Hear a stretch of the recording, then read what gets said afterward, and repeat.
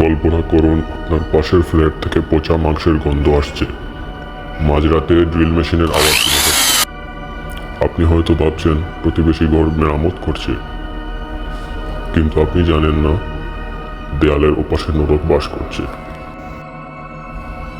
Jeffrey dimer বাইরে থেকে শান্ত লাজুক এক যুবক, কিন্তু তার ভেতরে বড় হচ্ছিল এক অশুভ বাসনা।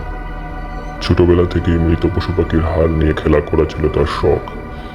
যখন অন্য বাচ্চারা মাঠে খেলতো, জেফরি তখন বনের গভীরে খুঁজত মৃত প্রাণীর অবশেষ।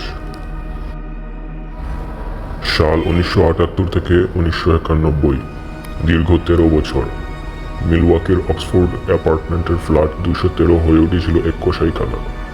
জেফরি তার শিকারদের বাড়িতে ডেকে আনত, তারপর 5 সেকেন্ড 5 দিন। সে শুধু তাদের প্রাণ নিত না, সে তাদের হাড় দিয়ে ট্রফি বানাত। তার ফ্রিজে যা পাওয়া গিয়েছিল তা দেখে অভিজ্ঞ পুলিশ অফিসাররাও বমি করে দিয়েছিলেন। Total victims 17। ট্র্যাজেডি হলো, পুলিশ তাকে অনেক আগেই ধরতে পারত। একবার এক রক্তাক্ত কিশোর তার হাত থেকে পালিয়ে রাস্তায় চলে এসেছিল, কিন্তু পুলিশ ডাইমারের কথা বিশ্বাস করে ছেলেটিকে আবার তার ঘরেই ফেরত পাঠিয়ে দেয়। সেই রাতে ডাইমার তার 17 নম্বর শিকারকে শেষ করে। 1994 সালে কারাগারের ভেতরেই অন্য এক কয়েদির হাতে তার মৃত্যু হয়। কিন্তু প্রশ্ন রয়ে যায়, আপনার প্রতিবেশীকে আপনি কতটা চেনেন?